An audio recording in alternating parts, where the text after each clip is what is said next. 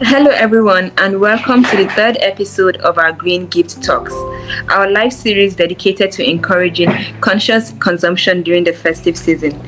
My name is Asmau Oniongi, and I'm a project collaborator at Green Earth Action Foundation, and I will be moderating this live session today.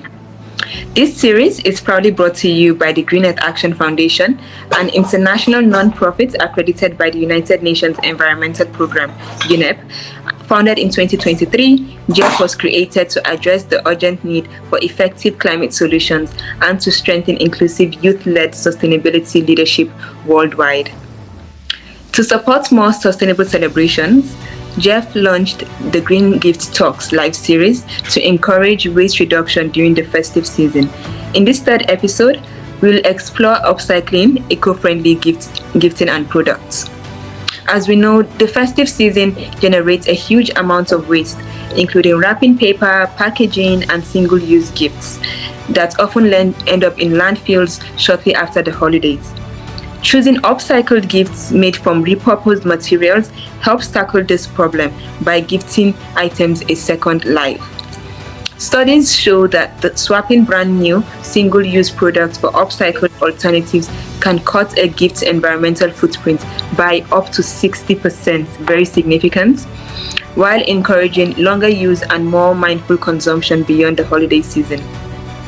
In our previous episodes, we explored eco-friendly gifts given from the perspective of an individual who is adopting an eco-conscious lifestyle, as well as through the lens of a sustainable brand and corporate gifting.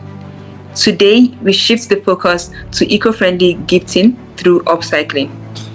We are delighted to welcome Bilkisu Garba, founder and managing director of the Upcycle Architect TUPA, and a 2025 Green Earth Action Ambassador. Bilkisu will be joining us to share how discarded materials are thoughtfully transformed into eco-friendly products, how sustainable packaging is designed with intention, and real-world examples of meaningful upcycling gifts. Thank you so much for joining us today, Bilkisu. Welcome to the third episode, and how are you doing today? Thank you so much, Asma. It's great to connect with you again. I feel excited. This is a topic that I'm truly passionate about, so it's an exciting one for me. Oh, it's great to hear that.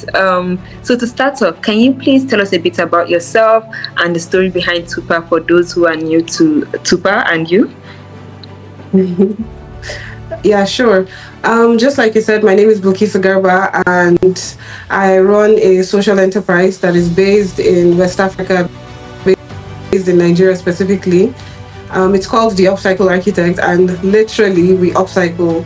So it's we've been in existence for a couple of years. We primarily, when we started out, our focus was to promote environmental sustainability through creativity. That you could the idea and concept of sustainability could actually be really cool. It could be the new cool, and not something that people would want to sideline. So when we started the Upcycle Architect, we wanted to specifically showcase it in interior design, but we've grown to a point where we showcase environmental sustainability, upcycling in multiple fields. So it's not just limited to the design and construction industry.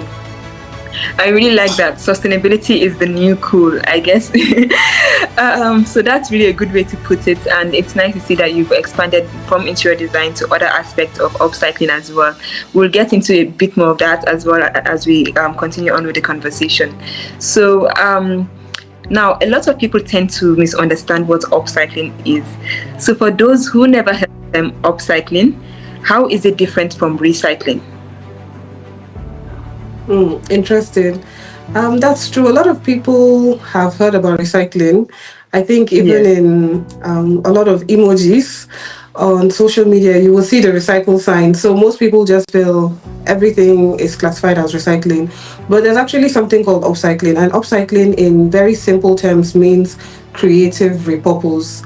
Creative repurpose in the sense that you don't necessarily have to inculcate or imbibe technical or chemical processes in when you're upcycling, which is different in the case of recycling. For upcycling, we classify as waste. You're given a waste item, a second chance to life, which means you're like upgrading what would ordinarily be discarded or considered as trash.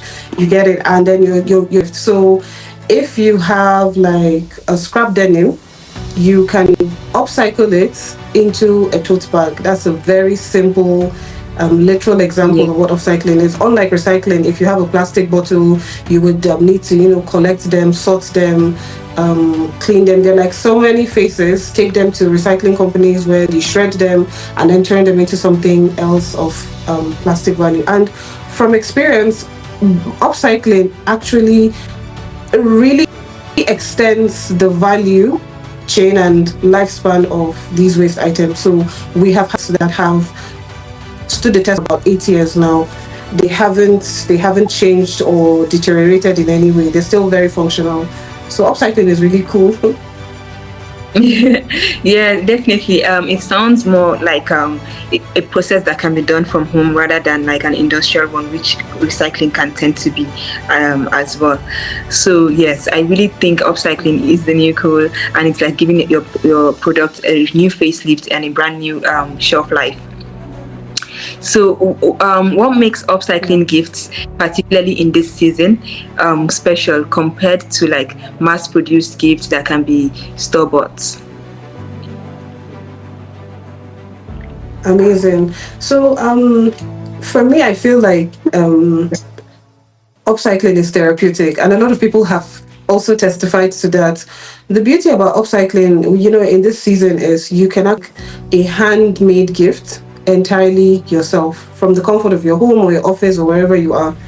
And another beautiful thing about upcycled products, especially this period, is every item will be completely unique, as in absolutely different. So we recently produced gift souvenirs for an organization, and there were about 100 of them. Sorry, yeah, about 100 of them, and every single one of those souvenirs were entirely different. So that's one of the most amazing things about upcycling, because they're like usually handmade, and you're getting quote unquote discarded items from different parts. So when you're combining them together to produce gift items, they would most likely be unique. So if I'm gifting Asma an upcycled product, it's most likely going to be very different from what I would gift Baptistel, even if they're the same components of Yeah. I think even in our previous episodes, we've had some of our speakers also say the same thing about being eco-conscious in gifting. You get to like have very unique, personalized gifts, and I think that makes it even all the more special compared to like a gift that can buy the exact replica anywhere. It's literally made just for you. Exactly. So it's having like a one. You can literally pour your heart into it. Exactly, it's literally your heart in like a gift. So it really makes it more sentimental, much more precious for the receiver and also for the gifter, of course. Yeah. So can you share with us some examples of items that you have transformed at Tupa into gifts? We've made so many products. A lot of them have been actually gift items. We've had people that have requested for customized upcycled products from us for their family members or for an occasion or for a birthday. It could be anything at all.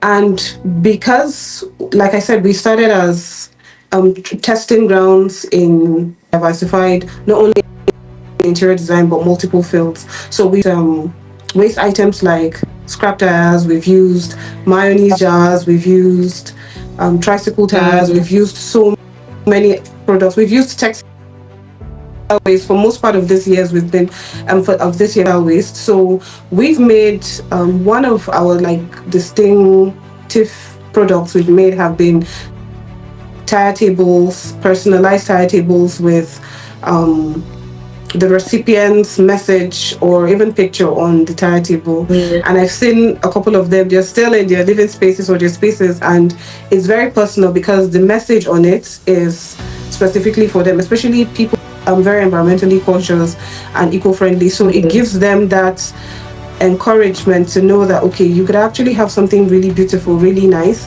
and it could be personalized for you and also eco-friendly.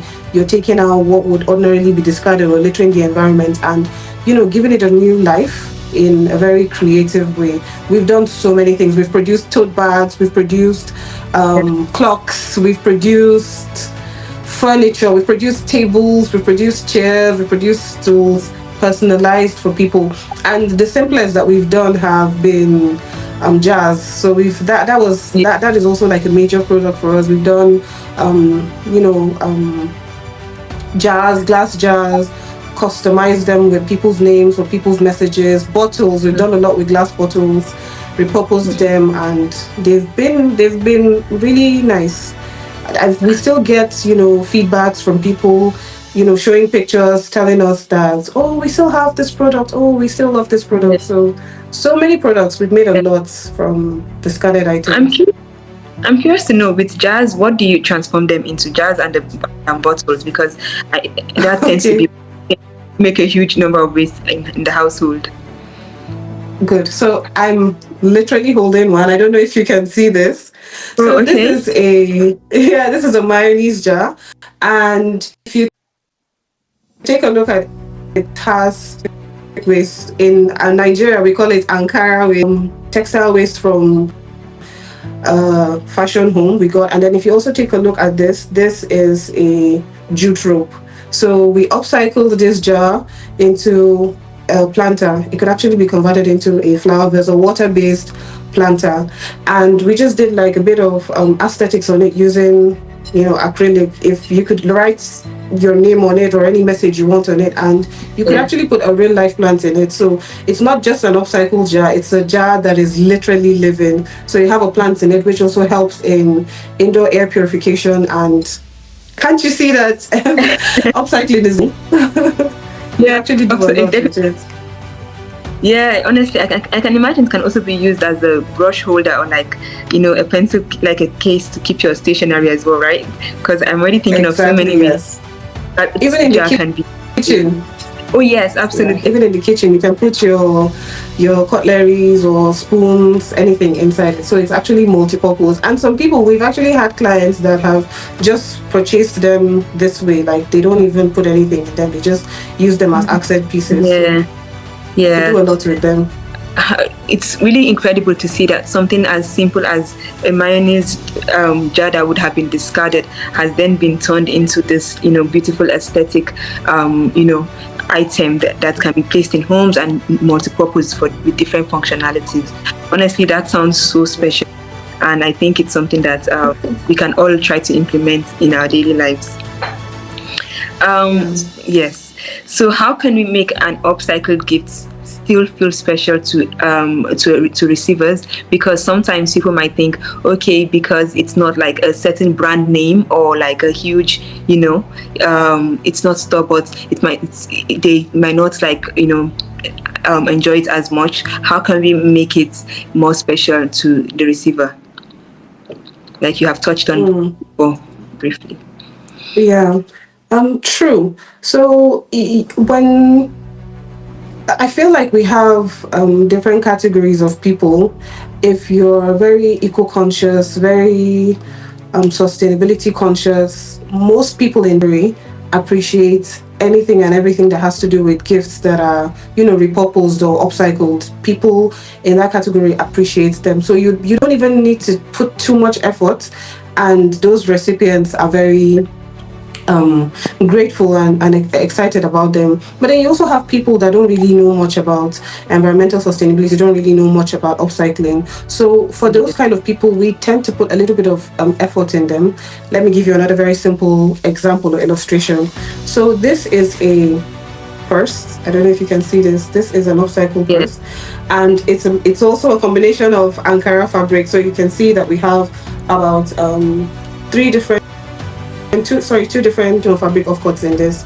Now, to make it a bit more personalized, depending on who you're giving it to, after sewing it this way or stitching it this way, you could hand knit a message or a name or an abbreviation on this.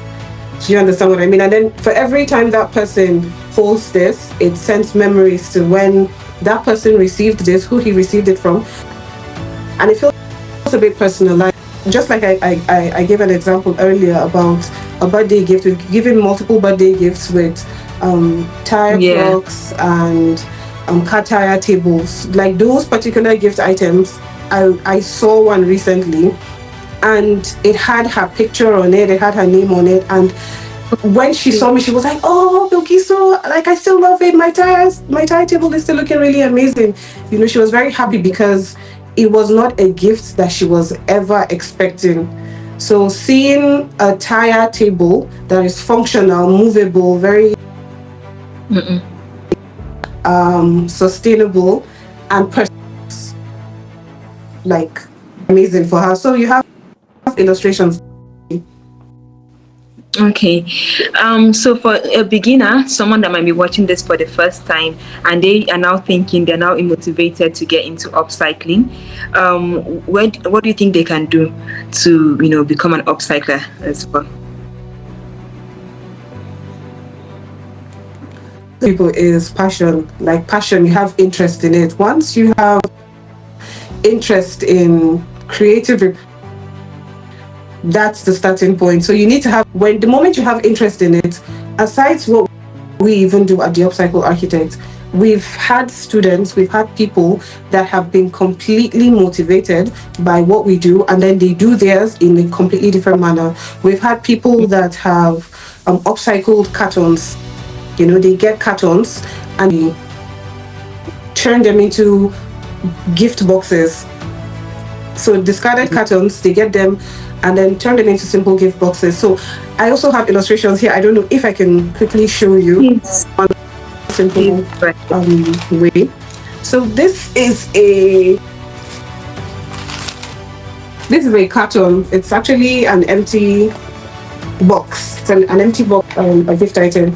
And in my mind, I'm like, we are not supposed to discard this. Like, this is too cool to be discarded. So what you can do is, instead of purchasing already made boxes and all, repurpose cartons or empty boxes in your home, get them.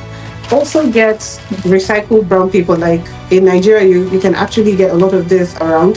Recycled brown paper, and then just completely cover them and they become gift boxes. So you can customize the gift items you want to put in them, and then friend or loved one or whoever. And I don't know, I feel like connection has been lost. Can you hear me? A small. Okay, good. Yeah. Good. And then you just need something as simple as a water-based. Okay. You just need something as simple as a water-based glue. So that's in the case of boxes. Something else you can do is, yes, I don't know if that was clear. Yeah, you can actually make your own gift boxes. Very simple, yes. Using cartons or empty boxes around you, water-based glues, and brown paper, recycled brown papers. You get them everywhere in Nigeria. And that's how you've already made your, thing you can do is, I always teach people make upcycled mayonnaise jars. You could do that. You could do, if you're very good with knitting, you could get fabric scrap around and try to just knit something as simple as either an earring or a bracelet, anything at all, if you can stitch, So the possibilities are endless. Like, there's even something we do with kids. Unfortunately, I don't have that here with me, but we use discarded tissue packs, and then we cut them into shapes, like either star or diamond shapes, and then we paint them, use either water-based paint or acrylic to paint them in different colors, and then we use them for aesthetics on their doors or anywhere around. So the possibilities are endless. You just need to be interested, and then the ideas will easily come. Yeah, I like you've given ideas from like the items all the way to like even the packaging, because packaging itself, with the wrapping and everything, tends to like take up a lot of waste. But with the example you've just demonstrated, using the box and then wrapping it up with like the brown paper, it gives it something you can put in your gift in there and still like keep that for a second use, rather than just using a wrapping paper on its own one time. And then exactly. And then discarding it afterwards. So I would you yourself, like, what is your favorite eco-friendly gift that you received or you've been given? You put me on the spot here. Hmm. Hmm. There are actually so many. But I think the most creative was actually an art piece. Yeah, it was by an artist, and he created a collage of fabric pieces together. Like he created, I don't know how to describe the collage, but it had this really strong message on it. And from afar, it was, I think in art they call it mixed media. I'm not sure. I think they call it mixed media. And from afar, when you look at it, it's so beautiful. They had this illustration of sustainability, like recycling.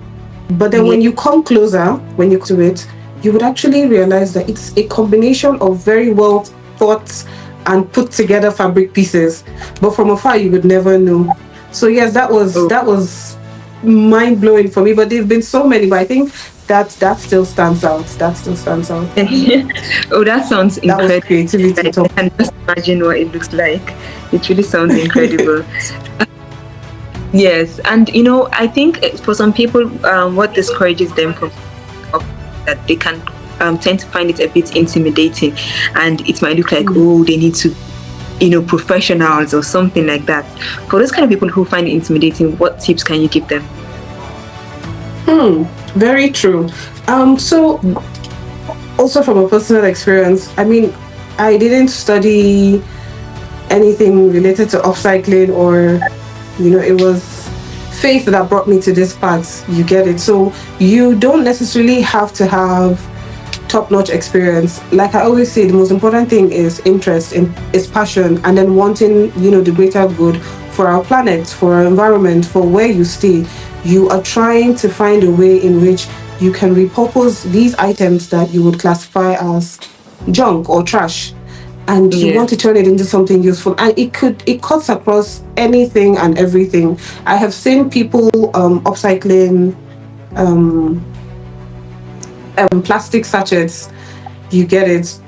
What we would never ever think about to be functional, they've turned them. I've seen people upcycling metal scrap and doing amazing things with them. So you don't necessarily have to have a degree in it or all the experience. The first part is have the interest, have the passion to want your environment to, our planet. We have that interest in wanting the environment to actually breathe well, to function well, to reduce waste in the environment, to want a society and environment where our future kids live healthy and comfortably. So when you have that interest, it makes the whole process easier, rather than being forced or being always told, oh, you need to recycle, oh, you need to sort out your waste, oh, you need to do this. Those are very different perspectives. So when you do that, then the next would be follow people that inspire you, watch what they do, and then also pick a niche. That's for people that want to take it extensive. Some people could just be more interested in composting and be like, oh, my agricultural waste, I will compost them, or I will sort them out and give it to organizations that are in that field, or I will sort out my solid waste at home and then take them to recycle centers. So you don't necessarily have to have all the experience. You could follow brands like us, you could follow brands like what Greener Action Foundation is doing. You guys cut across multiple fields. So when you see organizations or individuals that are in this field or in these spaces, it inspires you, it gives you new ideas and tips to be able to do that. And then watch a lot of videos too. There are a lot of videos online that help and teach you step by step DIY methods in upcycling. And like I said, the possibilities are endless. Like we have had students that have made some kind of products that in my wildest imagination I'd never thought about them. So tap into your inner creativity. We all have that in us. Yeah, definitely. We all have that. And just to add on to what you're saying, I think a big part of it is also to just act on it. Just move ahead and just act on it. Because, once you're inspired, once you've seen people who you would like to emulate, just act on it and keep it. You will figure it. I think, that's one of the upcycling. And it's really great to see that that's into like more of a trend, and as you said, the new cool. So yes, it's really great. So now this brings me to my next question. Have you heard of the Jeff Eco-Friendly Gift Giving Challenge yet? Yes, I have. Yes, I have.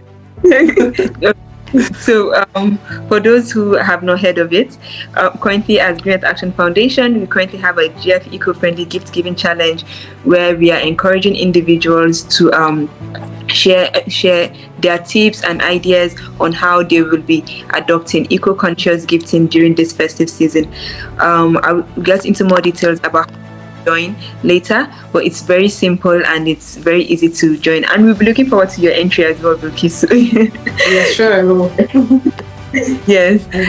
So now, particularly with this challenge, if you're going to give any of our audience like some kind of, like, I would say maybe a cheat code or like a tip for them to like get into the challenge, what would you give them? I would say just look around you.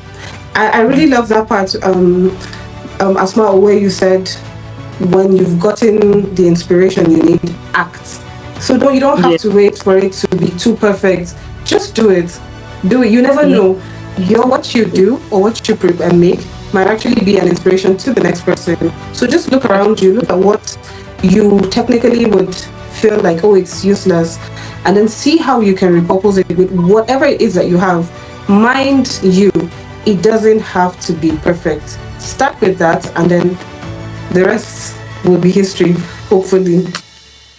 And yes, it doesn't have to be perfect. And at the end of the day, what matters is the sentiment, the feeling the receiver would get in that uniqueness of the gift. So there's no need to rush. There's no need to chase perfection in upcycling. I think that's one of the beauty of the art of. Because I would consider it an art form as well. It's one of the beauties of upcycling. So now that brings me to the end of the live episode. Thank you so much, Bilkisu, for sharing your insights and showing us how simple, meaningful, and fun upcycling can be, especially when it comes to eco-friendly gift giving.